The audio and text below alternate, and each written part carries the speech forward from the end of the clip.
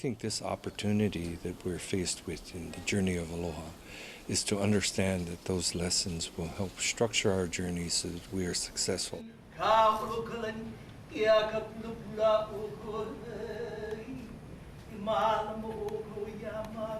Our entire One World Ohana connected heart to heart through pure aloha. Aloha mai. Aloha aku.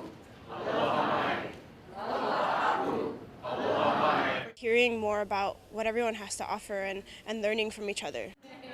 Aloha aku, aloha mai, the two faces of aloha. To give and to receive. It goes out and it comes back. If you are interested in learning more about aloha, learning more about how you can connect with other people, I think this would be a good opportunity because different people of different ages come with thoughts that promote what you are doing. So I think you should join us because it'll be an experience that you'll never forget. Aloha is about leaving people full. It's about leaving a place better than when we found it. Knowing how to be in community, how to feed people, how to come together. We're going through the greatest transformation since Copernicus discovered that the sun does not revolve around the earth. We know from physics that we are all connected energetically. That's who we are. We're connected just like all our atoms and molecules and all the energy are connected.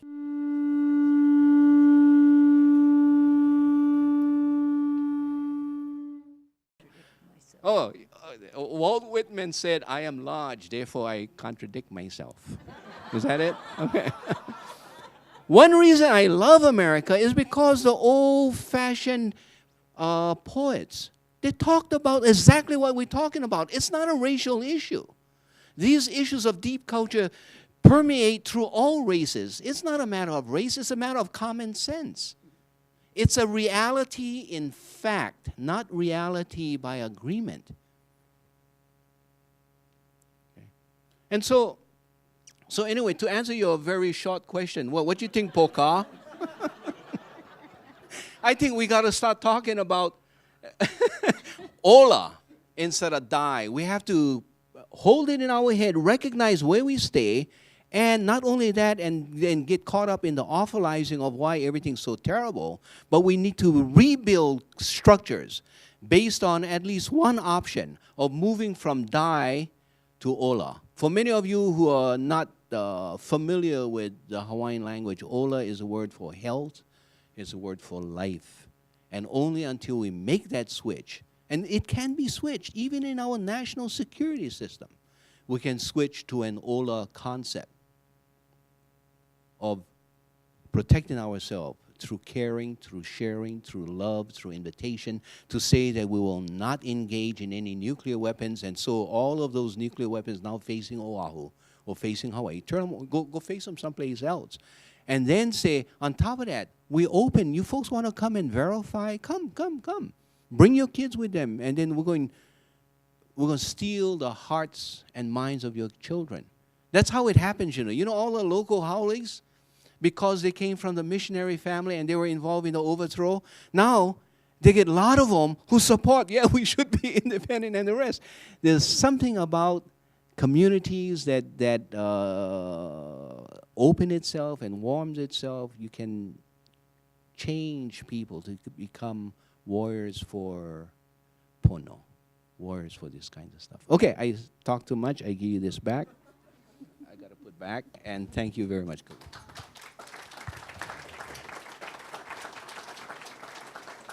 I owe Poka an apology. I shouldn't have asked him what he thought. I should have asked him what he felt.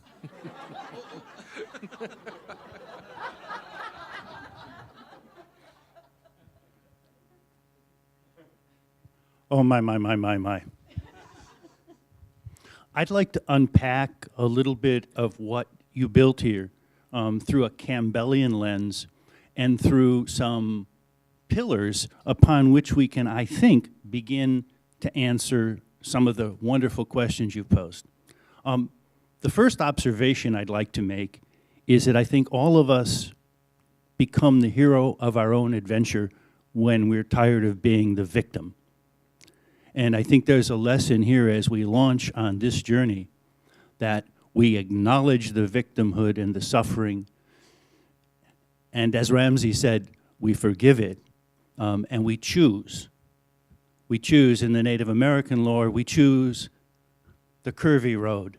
We could go down the straight road where there's no resistance, but we choose to ride the wave, to read the tide, to use our metaphor of our canoe. And how do we get there? I think we get there first by recognizing that those cultural, deep cultural predispositions that we all have are surface manifestations. In Campbell's terms, he says there's these universals, what he calls elementagedanken. Right here, it's the floor, the rug. Maybe it's what's under the floor and we can't see. Probably it is. We can name the floor, but we can't name what's under it, okay? The only way we know it is it expresses itself in Volkergedanken, in folk ideas, in folk garments, traditions, cultures, and so on. If we don't honor those, we're never going to be able to go deeper. My friend Sister Joan over there, we go back to the first Parliament of the World's Religions in the last century. and this was a big thing in interfaith, recognizing that you had to celebrate the difference, okay, in order to come to what were the commonalities. One of the ones that's here and is universal is we give and receive hospitality. Every tradition, every culture, it's in everything around us here in Honolulu and in Hawaii. And why? Because it's an island, okay? Because I might need that water in the desert if I'm a desert culture. And so there's a shift that starts to happen. We have to recognize and honor those cultural differences, and then we have to go beyond them. And we have to start to think that that island is indeed Hawaii, but that island is Spaceship Earth. I was chuckling when you were talking about get the Americans out of here. When I'm lecturing in Latin America, I'll say, how many people here are Americans? Because they'd like to get the colonizers out too. And maybe 4 or 5 people. And I say, well, wait a minute, am I not in South America? And then I say, okay, isn't the challenge to be a Brazilian, Portuguese speaker in the midst of this sea of Spanish speakers, and to be a South American, and to be an American? And now, big leap, can we cross the Great Water? I think the excitement here in this voyage is that Hawaii is like the axis mundi of the new conversation that's in the Pacific Basin. It's the thing around which everything turns. But as Ramsey suggested earlier, the roots here go down deep into the earth. And it's really the earth that's supporting that conversation. And I was talking with Elizabeth, and I'm going to pass this off to you this way.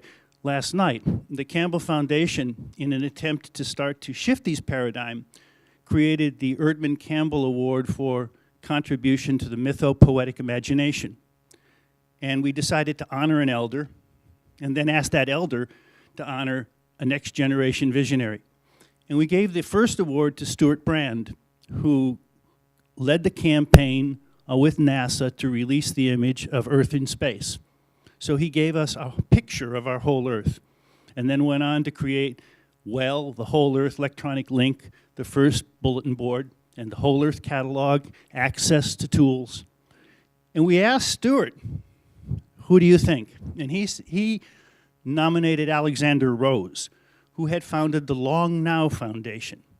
The Long Now Foundation is a project to stretch our sense of what now is. And they've bought a mountain in Nevada, and they've been building a clock that will make one revolution every 10,000 years. And Philip Glass has written the symphony that will sound in 10,000 years. And the clock only advances as people make their way up this mountain. If no one comes, time doesn't go forward, okay? And I was saying to Elizabeth, with her brief walk through time, when you stretch out the lineage of this planet, this common island, this canoe we're on, and then just see that we're a hair on the end of it, well, what do we have to give forward? We have the stories of these particular cultures and the realizations, just as you so brilliantly articulated, that there's really something supporting them all that we share in common. So I'd like to toss it over to Elizabeth and ask her to talk a little bit about these shifting paradigms of the island we're on and the time we're in.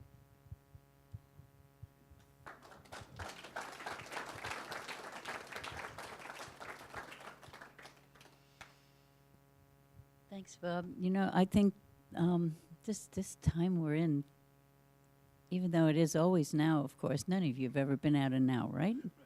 I mean, when you're thinking about the past or the future, you're thinking about it now.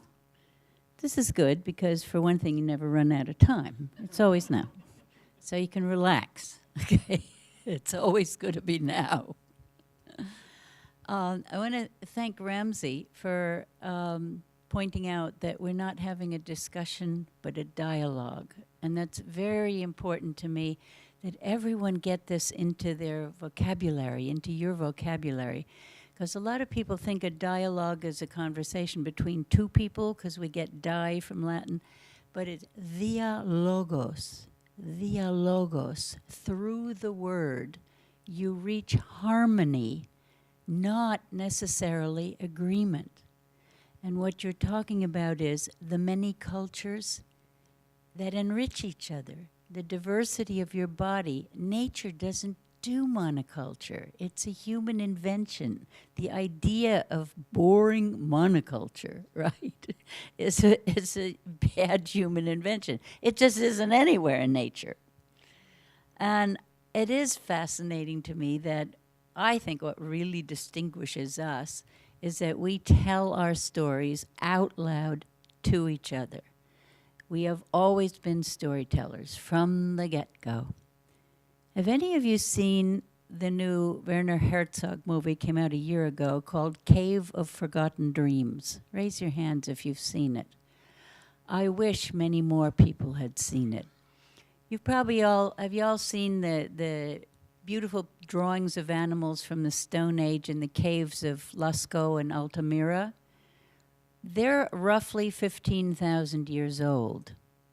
The cave of that movie is a new one discovered in southern France that is twice that age, 32 to 35,000 years ago.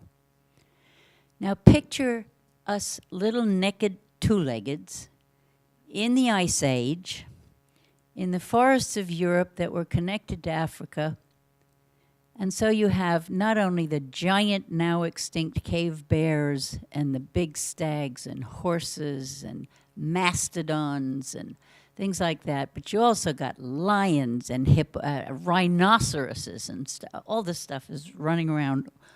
These animal people, these four-leggeds, are all running around with you little naked two-leggeds. How do you survive? How do you survive? And how do you survive in a good enough mood to draw these beautiful animal paintings, right? There are 4 horse heads together in one of the drawings, and I drew attention to it to a friend of mine who's a retired businesswoman who was born with every psychic ability you've ever heard of, and animal communications is one of them. And she also loves the way Tibetan tonkas are painted to emit energy. And I think crop circles are in the same thing. If people create crop circles, they will emit energy. You can ask the circle makers. She looks at him, she says, do you know that you can tell the horsality of each of those horses? I don't want to say personality, but you know what I mean, okay? Of each of those horses from the picture. That was love. How do you know women didn't paint those? Priestesses, you know? I imagined in those big caves, if I'm a Stone Age woman living there, I say, Mama Bear, please sleep in my living room this winter. I promise to keep the kids quiet if you keep them warm. How else do you survive? I mean, imagine it. Be there. And you know that humans have learned cooperation a long time ago. And it's reflected in most indigenous cultures that you grow up out of immature competition into mature cooperation. And on Sunday, when we talk about science, I'll show you exactly how that works through 4 billion years of evolution, during which a whole lot of clever bacteria built these big taxis to get around in safely, called humans. And bacteria are us, right? Which way is backwards for you? That's a movie I want to make for kids. But Pokah was talking about this table as if it's the canoe, right? It's the canoe. What are we all together putting into the canoe? We've been told a lot of stories. And when you talked about being a kid in school, sharing versus cheating, right? It reminded me, I was in China in 1974 at a basketball game. The basketball game was played exactly the way we all play basketball. You know, recognizable. We knew what was going on. The first basket was made. My guide was sitting next to me, leaps up and shouts and cheers. And I said, oh, now I know which team is his, right? The next basket was made by the other team. He did the same thing. He got up and he yelled and cheered. He kept doing it every time. It didn't matter who was making the baskets. He liked those baskets, right? So I finally said to the interpreter, you know, which team is yours? He said, huh? I said, which team do you want to win? He said, I don't know. I mean, he didn't understand what it meant to have a team, right? So he finally said, oh. I said, why do you have these competitions, right, if you don't want somebody to win? He says, oh. No, the competition drives excellence. We applaud the excellence. Hello. What you say to the team that makes the most points then honors the team that drove them to it. They're the heroes in the eyes of what we call the winners. The losers are the ones who drove their excellence, who made them so excellent. Now, what if all our kids learned we don't have to change any games or anything? You know? We can just give it a different framework, a different story underneath. So what we're here to talk about today is that the stories that we were taught about this world aren't holding up very well. And we're getting it that the long practice of individuation that we have done in these past few centuries since the Enlightenment, where we cared about individuals, is about learning that you have the privilege and the responsibility of telling your life story, of writing, living, telling your life story.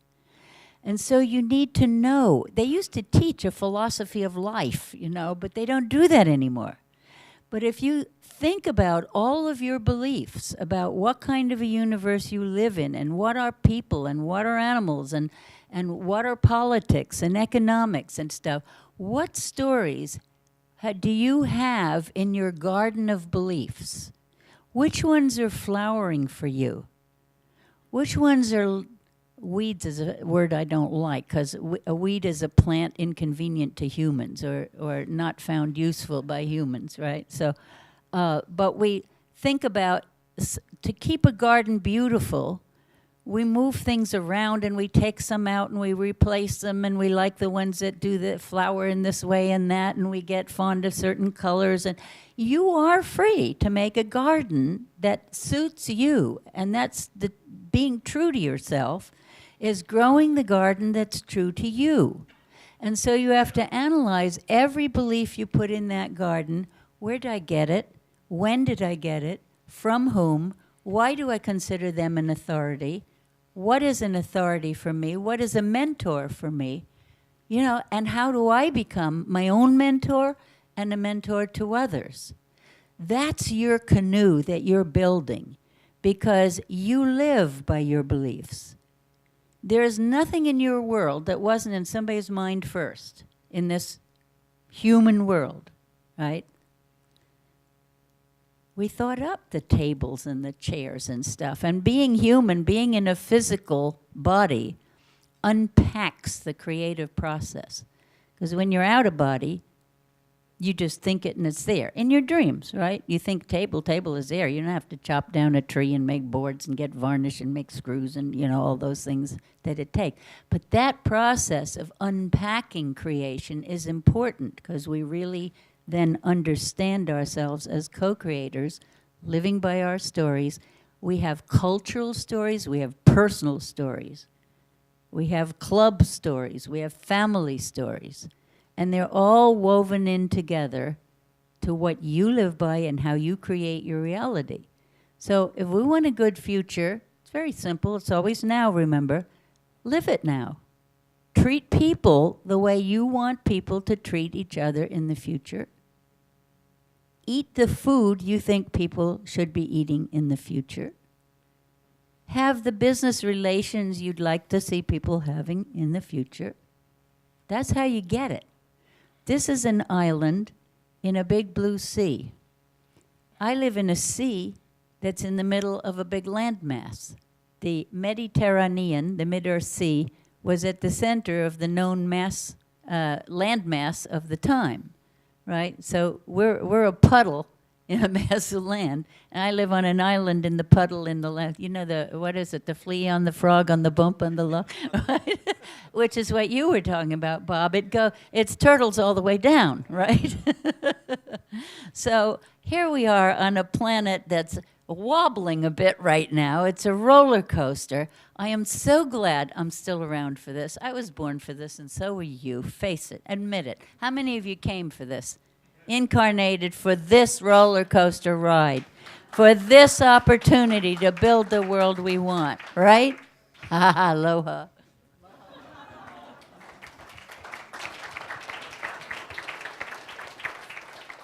For those of you that don't know, I have this kind of guest every night in my living room, and these are the conversations that we contemplate.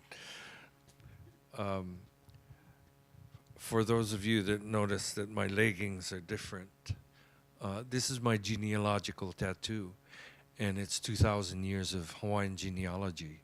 And the symbolism in this tattoo is very real, because the triangulation is shark's teeth, because I am of the shark family. And the beliefs that my family has about sharks are very different than the scientific, proven beliefs that sharks are dangerous and you stay away from them. My great-grandfather would actually swim with the sharks.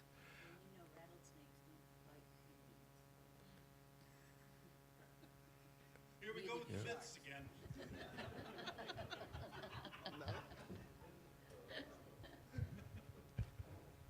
So this does tell a story, and it tells a journey of family and our beliefs. And this particular tattoo was given as one of the first traditional Native Hawaiian tattoos in contemporary time. And the reason I did this was because I saw many young Hawaiians getting tattoos saying, "I love Rosie, Rosie be gone in a week," and they're stuck with that tattoo for the rest of their life. And so I bring that up simply as a caution that, you know, sometimes you make decisions that are going to stick with you a long time. And so you have to be true to the idea before you put a mark on your body. And actually the process was that I had to fast and pray for a month before the tattoo was ever given. And then the last 3 days, no sugar, no meat, no salt. Salt causes swelling, sugar causes pain, intense pain, and the meat slows the blood flow to healing. So in that process, you learn about the body and the symbols, and it comes to value. The symbolism also reflects ku energy in the vertical form of the tattoo, and the hina energy, or female energy, is the insignia on the bottom, which shows the cycles of the moon. And of course the moon is hina, and vertical ku is male energy. So the whole idea is where male energy and female energy come together, there's healing energy. And that's one of the things that we have here in Hawaii. When you look at our mountains, they're the high side of major caldera. And on this island, there are two major caldera, the Waianae Range and the Ko'olaus. And then the caldera itself connects us to the center of the earth. So we get new energy every day from the center of the earth. And we use that energy in healing ceremonies and healing process, along with what I was suggesting last night, that the body has a schematic. And we refer to the body as not being ill, but having dis-ease, because it's out of balance to be in ease. So in the ceremony and process of healing, what we try to do is put it on to that schematic so that the creator, we can facilitate energy from the creator into that healing process, because the body is created perfect and it tries to reach that perfection. It's only our abuse and failure to forgive ourselves for the many ills that we cause the body that causes dis-ease. So with that, I just want to mention that because on our journey, we want to be dis-ease free. And one of the things that Kurt gave all of you as a gift, is Kurt here? Sadawaki? Oh, sorry. I don't have my glasses on, Kurt. You loom large, but not that large. But it's a statement by Auntie Pilaki Paki. And so it talks about the behaviors of aloha. So thank you, Kurt, for your donation to the conference in this poster. And also the article about Auntie Pilahi Paki, where the aloha concept was put into law.